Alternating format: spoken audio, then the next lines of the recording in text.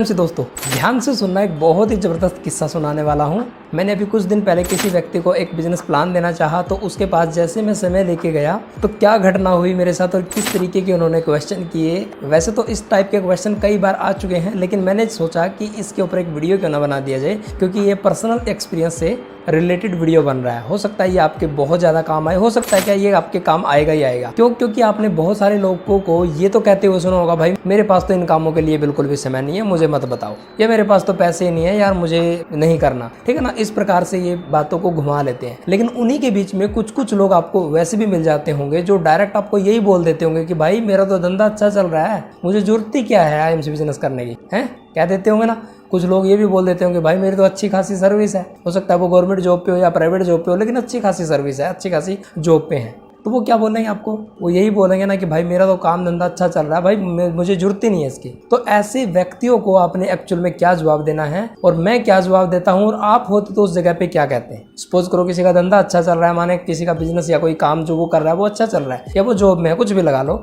लेकिन वो सेटिस्फाइड है उससे, तो उसको तो आप किसी तरीके से कन्वर्ट नहीं कर सकते ना। लेकिन उसको भी आप कन्वर्ट कैसे कर लोगे, वो तरीका आज मैं बताने वाला हूँ। लेकिन उसके लिए आपको इस वीडियो को अंत तक देखना है। देख लोगे?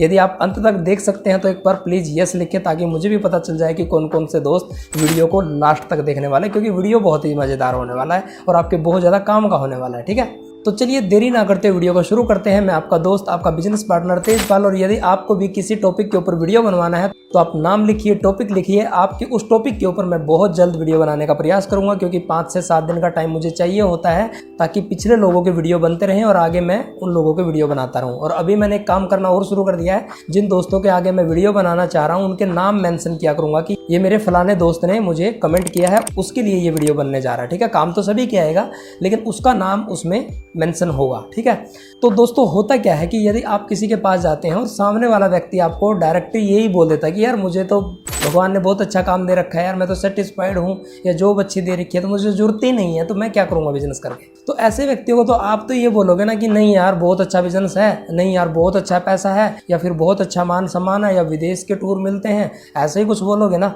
लेकिन क्या इससे वो सेटिस्फाइड होगा? बिल्कुल नहीं होगा दोस्त, बिल्कुल नहीं, गारंटी है, लिखवा लो। ऐसे व्यक्तियों को कैसे हैंडल किया जाता है मैं अपने इस पर्सनल एक्सपीरियंस से आपको बताने वाला हूँ, ध्यान से सुनना। जब ऐसे ही उस व्यक्ति ने मुझे बोला ना कि भाई मैं तो मेरे धंधे से बिल्कुल खुश हूँ, मेरे काम में मुझे मजा आया हुआ है, मुझे तो जरूरत ही नहीं है कुछ और करने की, तो ऐसे लोगों को एक तो कभी भी डायरेक्ट बात काट के उसकी बात का जवाब मत दीजिए। ये ध्यान रखना, कैसे करना वो भी बताऊंगा, या मैंने क्या बोला वो भी बताऊंगा। पहले आपको थोड़ा सा हिंट दे देता हूँ कि उनको आप डायरेक्टली मना मत कीजिए, या उनकी बातों को काट के आप जवाब मत दीजिए। सेकंड पॉइंट, उनके साथ आपने एग्री करना है, उनकी हाँ में हाँ रखनी है, रिस्पेक्ट रखनी है। थर्ड पॉइंट, आपने पेशेंस रखना पड़ेगा, क्योंकि हो सकता है आप उनके पास गए हुए हैं ना, तो वो आपको हो सकता है 10% ही बोलने दे, 90% उन्हीं की बातें चलती रहे। फिर भी आपको पेशेंस रखना है, क्योंकि वहां पे उस व्यक्ति से टाइम यदि लिया है ना, तो उसकी आपको रिस्पेक्ट देनी पड़ेगी। ये नहीं है कि अपनी बातें गाते रहो, अगर वो कुछ बोल रहा है ना तो उसकी बातें, अपनी बातें रोक के सुनो।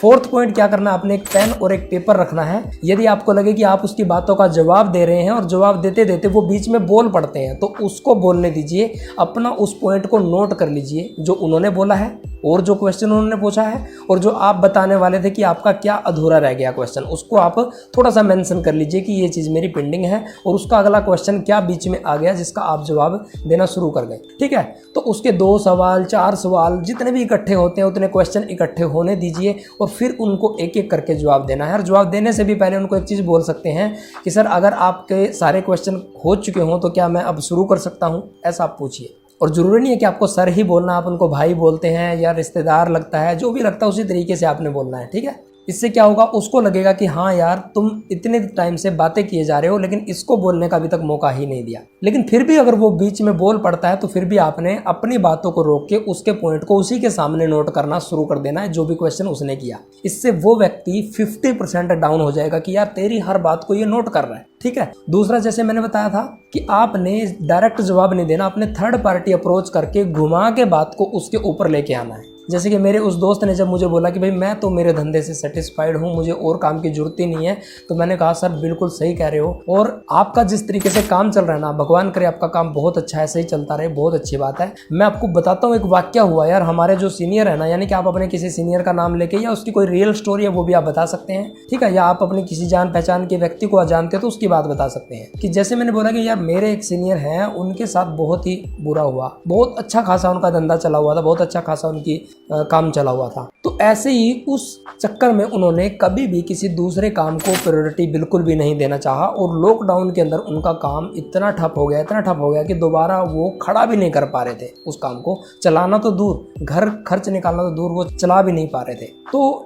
ऐसी सिचुएशन में उनको बाद में ये रियलाइज़ हुआ कि मैं भले ही 2 घंटे करके किसी पार्ट टाइम किसी काम को, किसी बिजनेस को स्टार्ट कर लेता ना, तो कल को मुझे दिक्कत नहीं आती। और खासकर ऐसा काम जो लॉकडाउन की स्थिति में भी बंद ना हो, लॉकडाउन की जैसी स्थिति में भी बंद ना हो, ऐसे काम की मैं बात कर रहा हूँ। तो मैंने देखिए कि पहला पॉइंट किसी थर्ड पार्टी की बात लेके और घुमा के सुनाया किसको, उसी को। सेकंड, उसको बोला कि बहुत अच्छी बात है, कल को भगवान ना करे काम धंधे सबके देखिए एक जैसे नहीं रहते, और आप किसी भी बड़े से बड़े शोरूम को, दुकान को आप देख लो, आप देख लेना कि उसके पुराने समय में जो काम रहा होगा वो आज नहीं है, क्योंकि आसपास में मार्केट में कंपटीशन चलता रहता है, कॉम्पिटिटर खड़े होते रहते हैं, जिसकी वजह से वो काम अप डाउन तो एक चलता है, वो अलग बात है, लेकिन वो बहुत ज़्यादा डाउनफॉल में चला जाता है। इसलिए हमें थोड़ा सा समय निकाल के अलग से सेटिंग करनी चाहिए, ताकि अच्छा चल रहा है तो अच्छी बात है, चलने दीजिए, नहीं भी चल रहा ताकि हम उस दूसरे बिजनेस से थोड़ा सा सपोर्ट ले सकें, चाहे वो फाइनेंशियली सपोर्ट है, चाहे घर चलाने के लिए है, चाहे उस बिजनेस को आगे और बड़ा करने के लिए, तो वो हमें एक सेकंड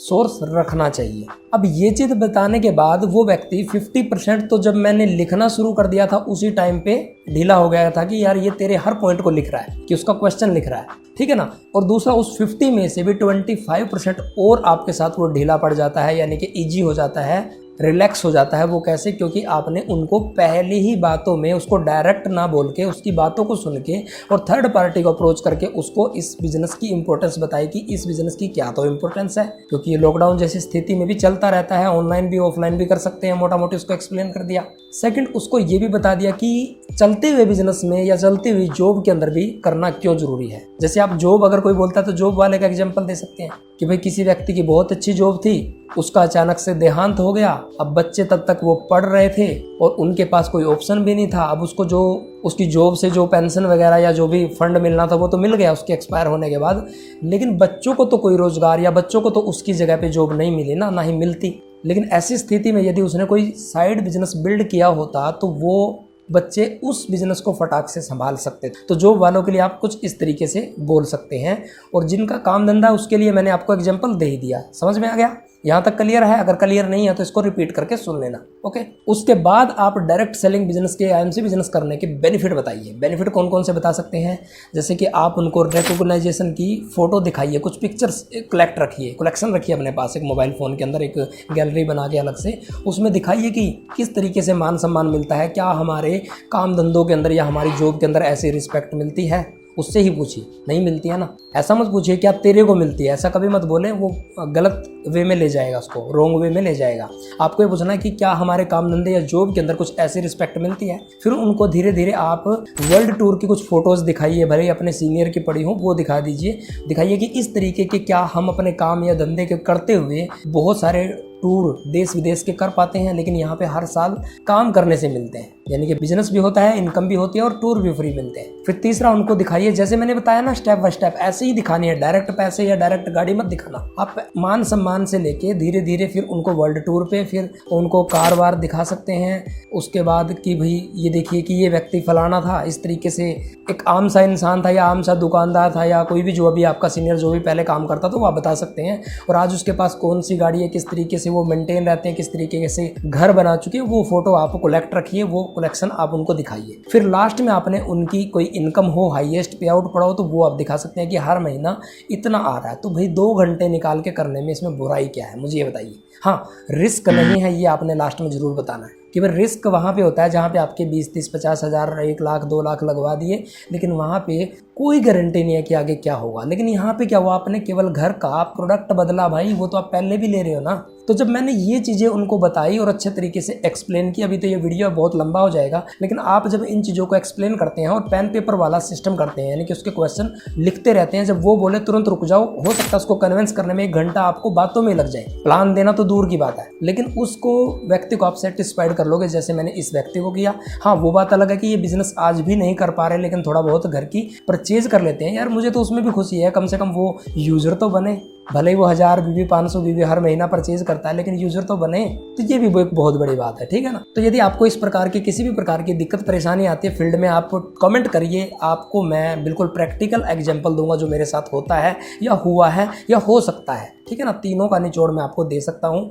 और लास्ट तक यदि वीडियो देखा है तो आप अपना नाम जरूर लिखिएगा, और मिलते हैं किसी ऐसी ही नेक्स्ट इन्फॉर्मेशन वाली वीडियो के अंदर। तब तक के लिए आप सबका बहुत बहुत धन्यवाद। जय हिंद, गुड MC।